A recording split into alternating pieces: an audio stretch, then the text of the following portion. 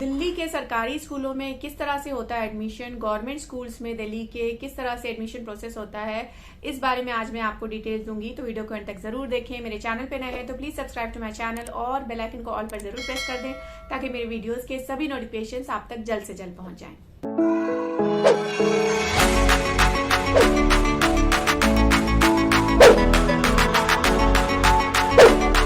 Hello everyone, welcome to Joy's world. Hope you all fine.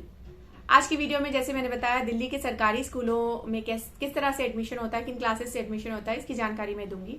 तो मैंने पिछले अपने वीडियो पे बताया था कि किस तरह से नर्सरी, केजी और क्लास 1 में एडमिशन होता है। तो मुझे कमेंट्स आए थे कि अदर क्लासेस में क्लास 6 ऑनवर्ड्स किस तरह से एडमिशन होता है, तो उसकी जानकारी मैं आपको दूंगी।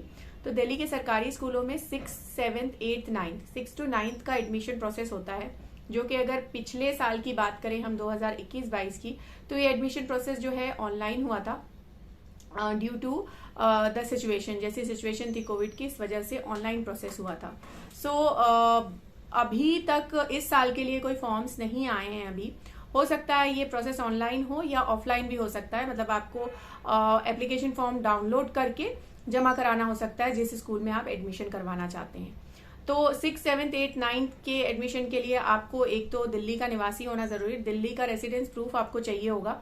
उसके साथ साथ आप जो स्कूल सेलेक्ट करेंगे वो आपके रेसिडेंस से, आपके निवास से सबसे नजदीकी हो। सबसे नियरेस्ट स्कूल में आपको प्रेफरेंस मिलता है। अगर आपके घर के पास उस जोन में अगर स्कूल नहीं है तो फिर आप नेक्स्ट अपना जो नियरेस्ट जोन है वहां के स्कूल सेलेक्ट कर सकते हैं। एज लिमिट क्या होनी चाहिए?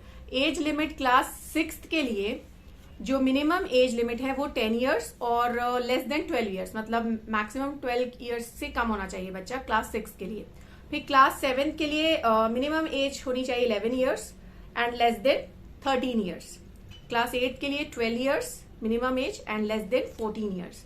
और क्लास 9 के लिए minimum age 13 years and less than 15 years. तो ये एज क्राइटेरिया, अगर इस एज में आते हैं आप तो आप 6, 7, 8, 9 में एडमिशन ले सकते हैं।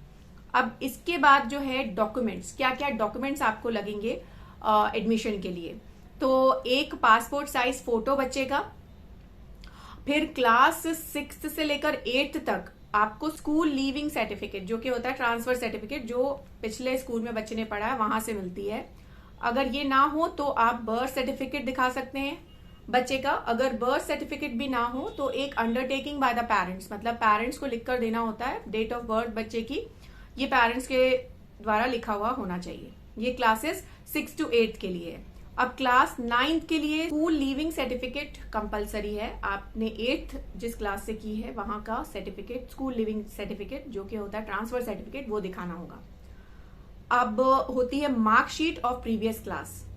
6 to 9 सभी क्लासेस के लिए, जिस भी क्लास में आपने लास्ट क्लास बच्चे ने पढ़ी है उसकी मार्कशीट, मतलब 6 के लिए है तो 5th की मार्कशीट, 7th के लिए है तो 6th की मार्कशीट, इस तरह से। अब एड्रेस प्रूफ, एड्रेस प्रूफ के लिए जो मैं डॉक्यूमेंट्स बता रही हूँ इनमें से किसी एक को आप दिखा सकते हैं।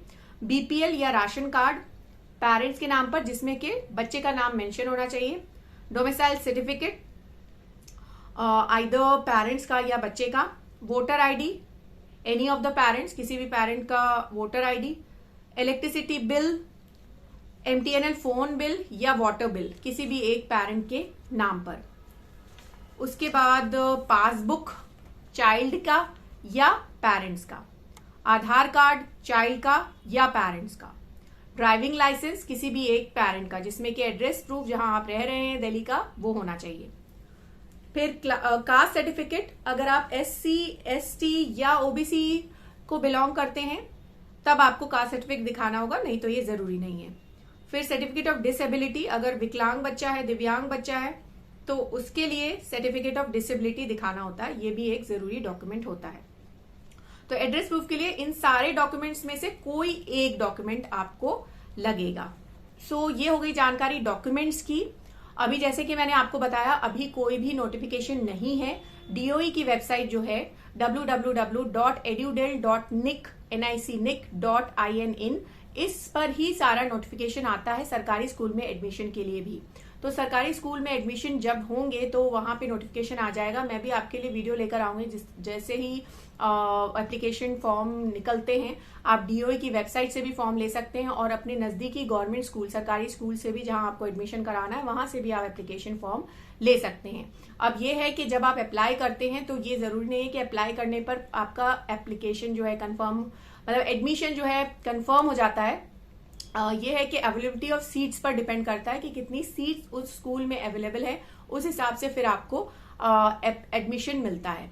तो ये सारी जानकारी डिटेल में आ जाती है जब फॉर्म निकलते हैं। उसके साथ साथ एक पेरेंट्स के लिए गाइडलाइंस सर्कुलर आ जाता है जिसमें सारी जानकारी होगी। 2022 का फॉर्म निकलेगा, उसमें भी आपको सारी जानकारी होगी। वो मैं आपको अच्छी तरह से समझा दूंगी कब फॉर्म निकलेंगे, किस तरह से आपको अप्लाई करना है, फॉर्म किस तरह से भरना है, ये सारी डिटेल्स मैं आपके साथ शेयर जरूर करूंगी।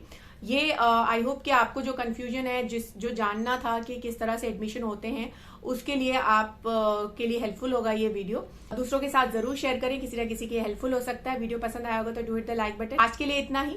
Thank you so much for watching.